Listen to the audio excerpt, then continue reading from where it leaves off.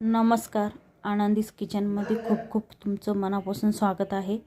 आज मी बनवणार आहे ज्वारीची भाकर आणि तव्यावरलं बेसन.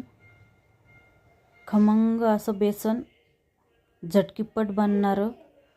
त्याच्या अगोदर मी केलेले आहेत ज्वारीच्या भाकरी. ज्वारीच्या भाकरी छान पीठ मळून घ्यायचं आहे. ज्वारीच्या भाकरीचं एकसारखं पीठ मळून घेतल्यानंतर छान भाकर बनते त्याची. काटोकाट फुगती. या पद्धतीने जर भाकर बनवली तर त्याच्यासाठी मी भाकर झालेली आहे, तव्यावर टाकलेली आहे. छान खमंग अशी भाजून घ्यायची आहे. काटोकाट फुगती. ज्वारीची भाकर झालेली आहे आपली.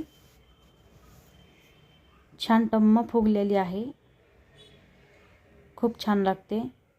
त्याच गॅसवर 2 चम्मच तेल टाकलेलं आहे मी. त्यामध्ये घातलेले आहे मोहरी, जिरे, कांदा, हिरवी मिरची. छान मिक्स करून घ्यायचं आहे. त्यामध्ये मी घातलेले आहे टमाटे. छोटं एक बारीक चिरून टमाटर घेतलेलं आहे. छान त्याचं मिक्स करून घ्यायचं आहे. त्यामध्ये मी घातलेले आहे 1 चम्मच मीठ, थोडीशी हळद, 1 गिलास पाणी. पाण्याला छान उकळा आल्यानंतर एकसारखं हाताने बेसन सोडायचं आहे की जे करून त्याच्या गाठी नाही बनणार. अजिबात त्याच्या गाठी नाही बनणार. त्यामध्ये मी घातलेले आहे बारीक चिरलेली कोथिंबीर.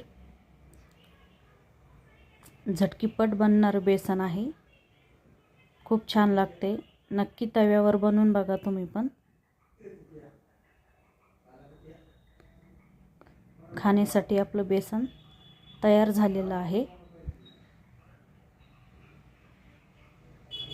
टम्म फुगलेली ज्वारीची भाकर आणि बेसन